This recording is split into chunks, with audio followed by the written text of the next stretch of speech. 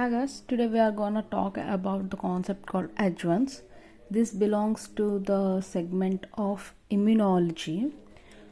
So let's start our class for today. So adjuvants, it's a Latin word called adjuvare. You know what is adjuvare? It means to help.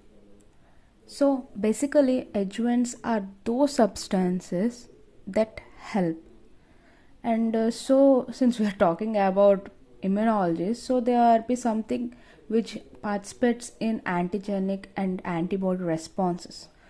So these are those substances when mixed with an antigen and injected enhances the immunity of that antigen. That means when they are injected into the body along with the antigen, when they are mixed, they give the more immune responses. That means they boost the immune responses. And when an antigen amount is added, a little smaller amount of antigen is added, or low immunogenicity antigen is added, that means it has low capacity of antigens.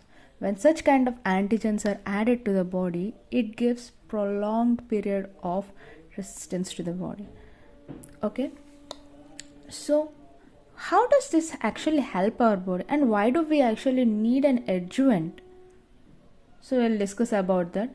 So first we'll talk about the concept of help to prolong antigen persistence. So just now I told you how it gonna act. It will boost the immune response and prolongs the antigenic persistence. The term antigenic persistence can be explained as the if the antigen gives only 10% of the immunogenic responses to the body, and if an adjuvant is added to that particular antigen, then it will give more time, more resistance to the body. Okay, and then help in co-stimulatory formation. That means it helps in stimulations of the body, and it also helps in induced granuloma formation, and also helps in stimulating lymphocyte proliferation for non-specifically. Okay, I hope you got this right. If I have any doubt, please feel free to contact me. And the main concept that has to be learned in this, the concept of adjuvants, is that it only enhances the immunogenic responses. And how it enhances, I'm going to discuss it later on. So there are a few examples like aluminium phosphate sulfate, potassium sulfate, that is also known as alum, and Ferd's incomplete adjuvants and Fern's complete adjuvant. Okay, so in now I'll discuss about potassium alum. So what does this alum do? Why we need to add this alum? Alum is nothing but a kind of salt. Okay, first of all, it's something like an salt. What happens is, when you just think it is like a salt, if you don't add salt to your body, what will happen? You will get some kind of thyroid problems and you will feel no taste, right? I'm sure about that. So it actually increases the antigen persistence. When an alum is mixed with the antigen, it turns into salts. Okay, it turns them into salts, and it also increases the size of the antigen.